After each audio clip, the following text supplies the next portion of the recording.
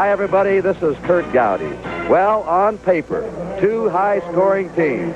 The two teams with the best records in pro football. Oakland has lost only one. 12 in a row they've won. The Vikings have lost only two. Two quarterbacks who can move the ball. Neither team has a dominating defense. It should be a high-voltage football game today. But there's more to facts on paper. There are the human emotions. And about an hour and a half ago, Don Meredith and I wanted to get that feel. So we went down to the field here at the Rose Bowl, and here's the way it went. The ultimate for Team Forrest and Pat Carter. Well, Dandy, here we are on the floor of the Rose Bowl where it all takes place. Right. And you as an ex-quarterback, I know, still vicariously live their lives.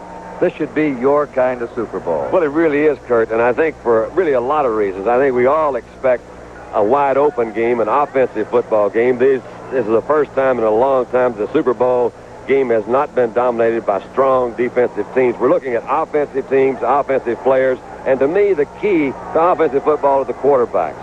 I feel that the coach's job is on the sideline and in the press box. When they get out on this field, turn that thing over to the quarterback. We got two good ones today. Kenny Stabler, who can throw as well as anybody has ever thrown. You got Fran Tarkenton on the other side. I don't really know how he does it. He just keeps doing it year in, year out, sets all the records, winning football games.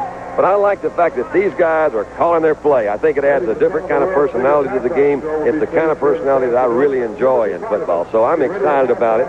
Stabler's got the great receivers. He's got a good offensive line. They come into the game, they say, we're going to throw.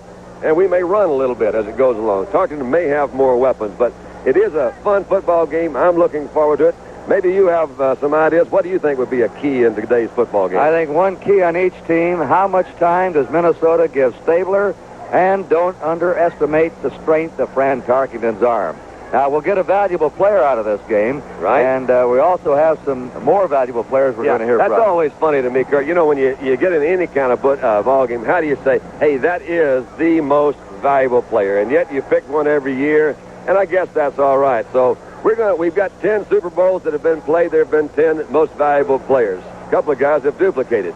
Let's start off and let's hear from the most valuable player from Super Bowl I, your friend and mine, Bart Starr, presently the coach of the Green Bay Packers, and we'll hear from the other MVPs as the game goes along. Take it away, Bart Starr.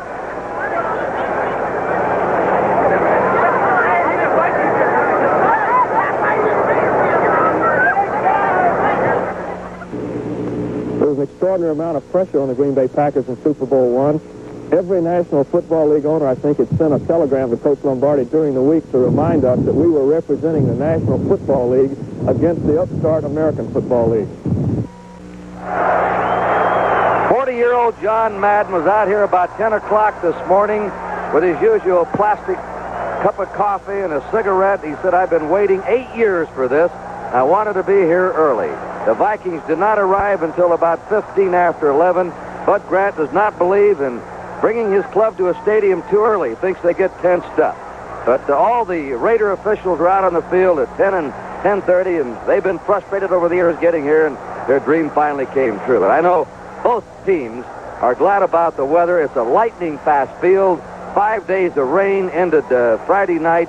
It was sunny here yesterday, a light breeze blowing. Today, it is 60 degrees here at game time, a 5-mile-an-hour wind on the goal on your right favoring that team. Now we're going to have the introduction of the players. Here is John Ramsey, the public address announcer. And now introducing the defensive unit of the National Football Conference champions, the Minnesota Vikings.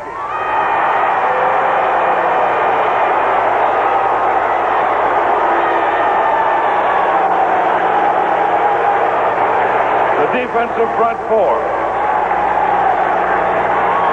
At left end, number 81, Carl Eller. Left tackle, number 69, Doug Sutherland. Right tackle, number 88, Alan Page. Right end, number 70, Jim Marshall.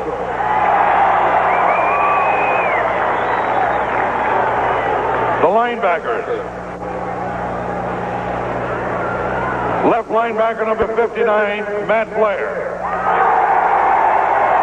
Middle linebacker, number 50, Jeff Seaman. Right linebacker, number 58, Wally Hilgenberg.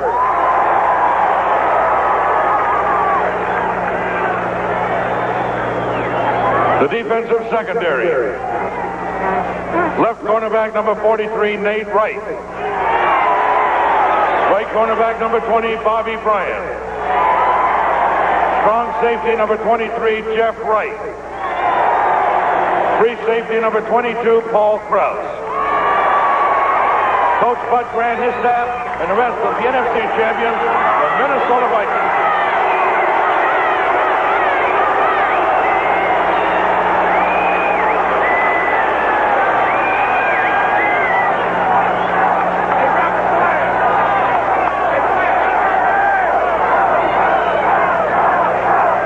And now let's meet the Oakland Raiders offensive linemen.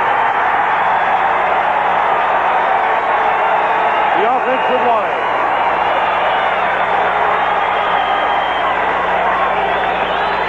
Left tackle number 78, Art Shell. Left guard number 63, Gene Upshaw. Center number 50, Dave Dalby. Right guard number 64, George Bueller. Right tackle number 75, John Bella. The receivers.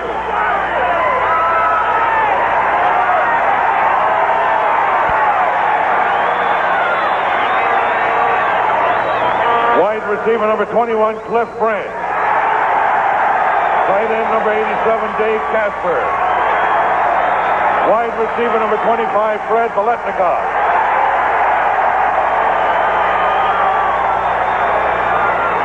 The back.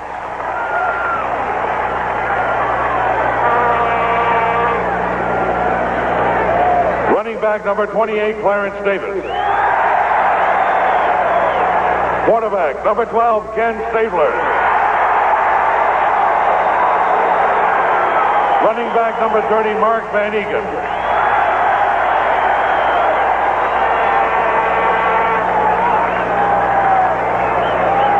Ladies and gentlemen, may I direct your attention to the NFL field in midfield, where referee Jim Tunney is being joined by the captains of the AFC champion Oakland Raiders, Gene Upshaw, number 63, Willie Brown, number 24, and Warren Bankston, number 40. And the captains of the NFC champion Minnesota Vikings, Mick Tigelhoff, number 53, Jim Marshall, number 70, and Wendland Hall, number 40, for the toss of the coin.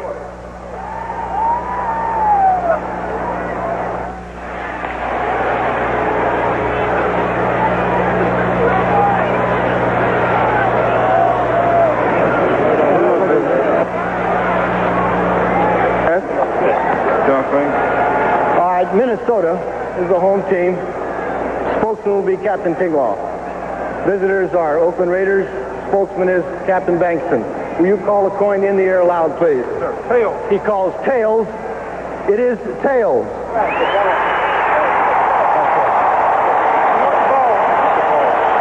Oakland won the toss and will receive. Which goal will you defend?